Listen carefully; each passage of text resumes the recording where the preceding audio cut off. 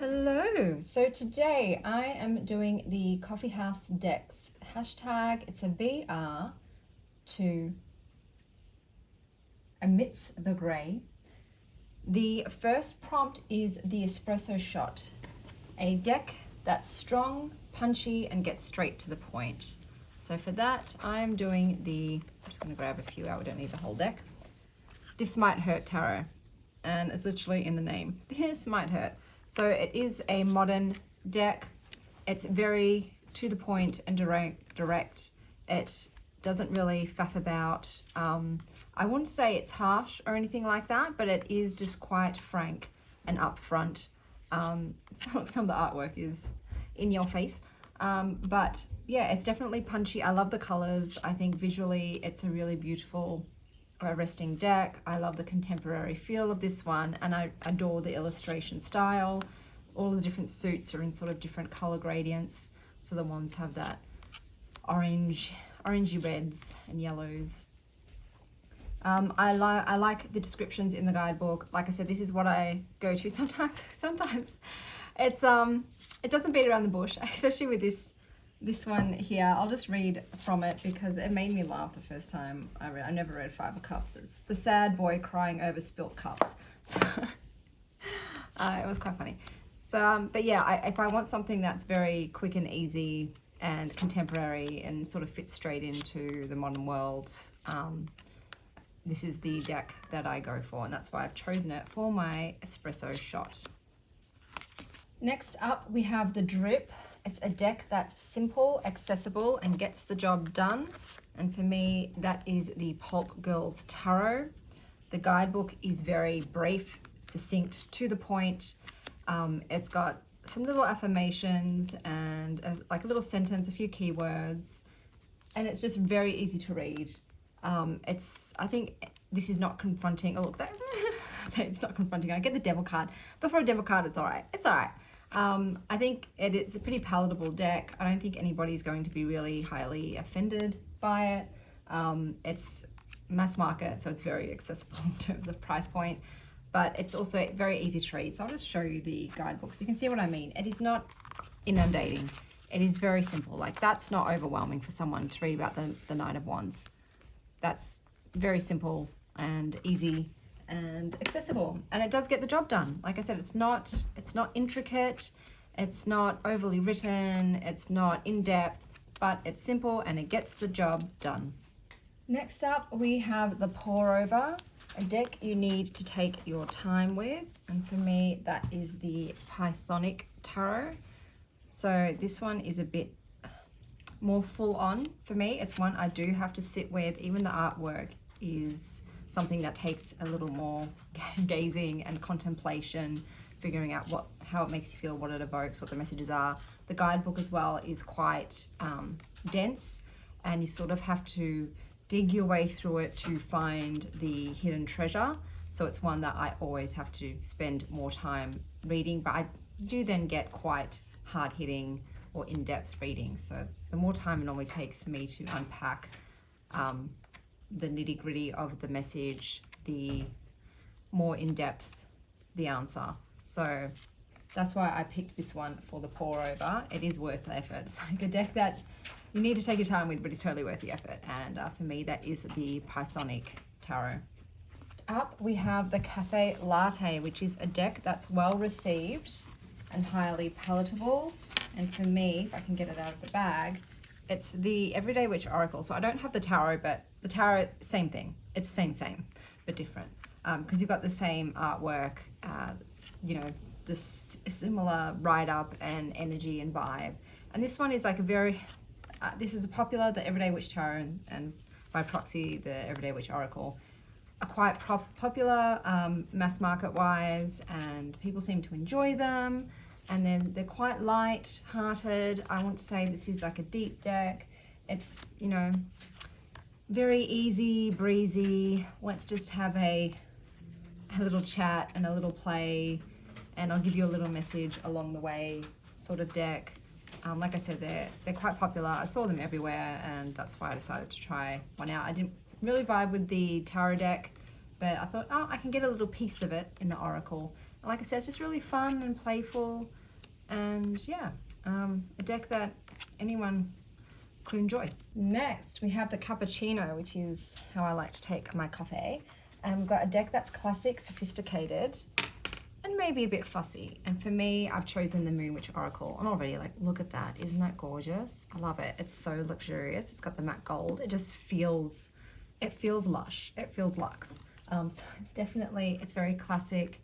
It's very simple art style. It's not over the top. I don't think it's, you know, something that would go out of style, like it's going to date. I think it's quite sophisticated. I love the black background with the gold foiling and the very limited color palette. And the style carries over between the cards. So they're sort of a little different to each other, but not completely. It's got like a uniformity to it. That's the word I'm trying to find. The cardstock is really gorgeous. It's just a very smooth satin, thick cardstock. And yeah, it's definitely the one I think of Cappuccino. This is a deck that I like to purchase for people because I think that they'll enjoy it. It feels special, it feels indulgent, but it's still quite usable and practical, and I think they still get a lot out of it. The write-up in the book is great as well, and it's just sort of an all-round classic deck that makes a great gift.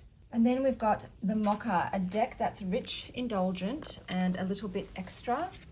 And for that, I chose the Seasons of the Witch Beltane. She extra. This is definitely a deck that's a bit extra.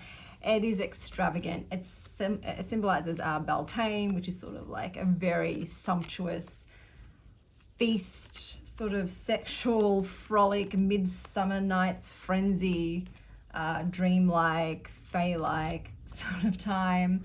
Yeah, you got the sex magic happening. These women are vibing, bro. So this definitely is rich. It is indulgent. It is extra. I love the sumptuousness of it. It's just like a blissful, ecstasy-filled deck, which definitely vibes for me certain times of the year when I want to sort of touch base with this energy and, you know, feel its vibration. And yeah, for me, it 100% is the most, probably one of the most extra decks I have. Not the most, because I do have the Tarot Erotique, but I think that's a little too much nudity for today. So I thought I'd go with this one instead. Let this one have its time. Okay, so next up we have the Cortado, a deck that is balanced and objective. And for that, I've chosen the Spacious Tarot. So even in its namesake, it has that balanced, calm, still-like quality to it. It is very objective. I found the guidebook to be quite soft in its words, but also neutral. It is quite neutral. So if I wanted to pick a deck that is objective, it would be this one. And like I said, I do like the stillness. I like the quietness of it. I like the spaciousness of it. It's very simple.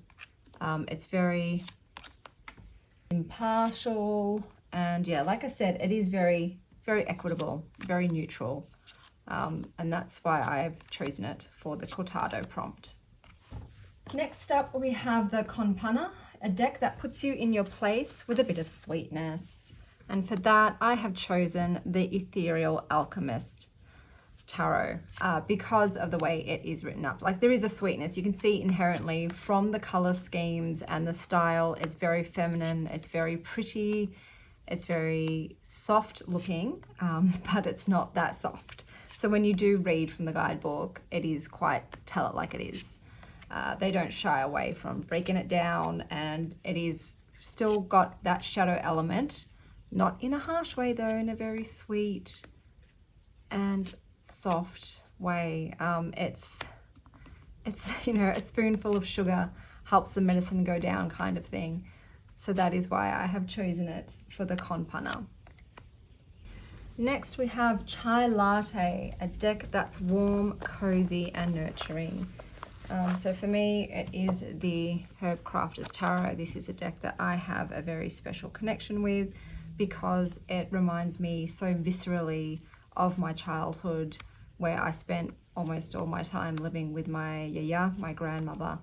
And it is, yeah, it just is so evocative to me. It brings me that feeling of unconditional love and warmth and nurturing that I received from her. The time that we spent together in her garden, in her kitchen, that was the main places that we existed and cohabited. And her passing on her wisdom and her teaching me so many things, because she lost her mother in a very tragic way that I won't bring up on here, during the war. And she was orphaned as a very young child and just moved from person to person during the war in Greece. It was quite full on, and she spent a lot of time living in caves with other random villagers. So she didn't have that sense of family anymore. She had 10 brothers and sisters, and they were all separated. And she, for me though, was my home. So my home with my parents was quite volatile, and I only really felt safe when I was with my grandmother. And that was when I was able to be truly a child and to, you know, sink into being cared for by somebody else. And I just adore her, I love her, and I miss her deeply. And if there's any deck that feels like a warm, cozy, a nurturing hug to me, it's this one. Next we have the Matcha Latte, which is what I'm into at the moment, so I'm consuming matcha. A desk that's an acquired taste or a bit unconventional. So for me, I've chosen Oracle of the Long Now. The reason for that is the guidebook is full on. There is a bit of bizarreness to it. It's very sort of esoteric. It's very celestial. It's very 5D kind of philosophical musings, very spiritual based. The art style itself is quite odd. It's striking though. It's a little psychedelic. It's a little trippy. It's a little fever dreamy. There's sort of even a tech element to it. I feel like there's a tech energy, and it's not, I don't think it's to everyone's taste, but it is really interesting. It strikes my curiosity whenever I read it, and I'm always sort of left with some sort of profound insight after using it. But yeah, it's not, I haven't seen it on a lot of people's like deck flip throughs or collections. I don't think it's super popular, but I still enjoy it for the niche that it fills and the readings that I get from it. Next we have Hot Chocolate, which is a deck that speaks to a younger version of yourself. And for this, I wanted to use the Wilder Ones by Sharon McLeod. It's her newest deck, and that one is amazing in terms of the artwork. The artwork just speaks to the little girl inside me, but I can't find where I've put it. So I'm going to card it up above so you can see the artwork in it, which is just gorge. But to sort of replace it, I'll do Sharon's other deck, which is Fairy Magic Messages. It's got an odd name and I never remember it. So these ones have the picture on the front and the words on the back, and this still has that childlike quality. Like the red and white the red and white polka dots are very evocative of me of childhood. Like they're just, everyone had party bags that were red and white polka dots. It's got fairies, and fairies were my jam. That's who my invisible friend, imaginary friend, was a little fairy, and I used to make little boats out of leaves and acorn hats and all that sort of things, and I was obsessed with fairies. And, you know, magic toadstools and elves and gnomes and everything to do with that. And Sharon's illustration style, like I said, in the other deck is just beautiful, but it is very childlike. It's got that magic of innocence, but also like hinting of things that a child mind can't quite yet process, like the depths that we can't quite yet reach and the shadow that we can't yet see. So that's why I've picked it for this one, because if a deck represents my very young child, like, oh look, a book fairy, like that's it. That's who I was as a child, a book fairy. Next up, we have a deck that's fun, low-key, and not overly serious. And for me, that is the Cute Cat Tarot, because and they're no serious. Even the serious cards are just so cute. They're just so cute. I don't want to put my little baby kitty voice on and talk to my little kitties and give them lots of love and cuddles and pets. give them all the pets. And yeah, this is just a fun deck. It's got a beautiful soft pastel color palette, which is very calming and fun and childlike almost in the aesthetics of this deck. They're cartoonish. Everything is adorable. It is fun. It's very novelty. You're not getting serious readings with these guys. Like, I've read with it, and yeah, it's like, well, the guidebook itself is not written in a serious way. It's accessible for children. So it's very simple and direct and not in depth and not dark and light and fun and easy breezy, and it's just gorgeous. And it's, like I said, it's fun. It's when I want to have a playful time and just look at some cute kitties, I grab this deck out. And for the last prompt, we have the Herbal Tea, a deck that takes things down a notch or help you unwind. My favorite herbal tea is chamomile, for those who are interested, and this is the Enchanted Art decks. This is the deck that I've chosen for this. So upside down. This is a deck that I just like to.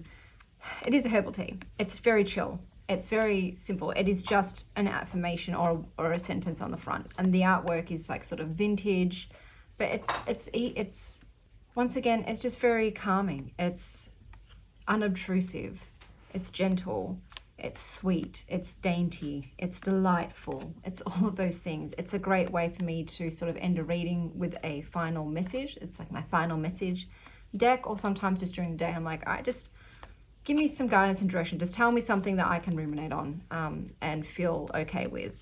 They're all sort of positive vibes only here, and the messages are lovely and comforting and allow you to sort of just let it go. So you get your little message, and then you can be like, yes, I am capable of magical creation, and then just move on with your day.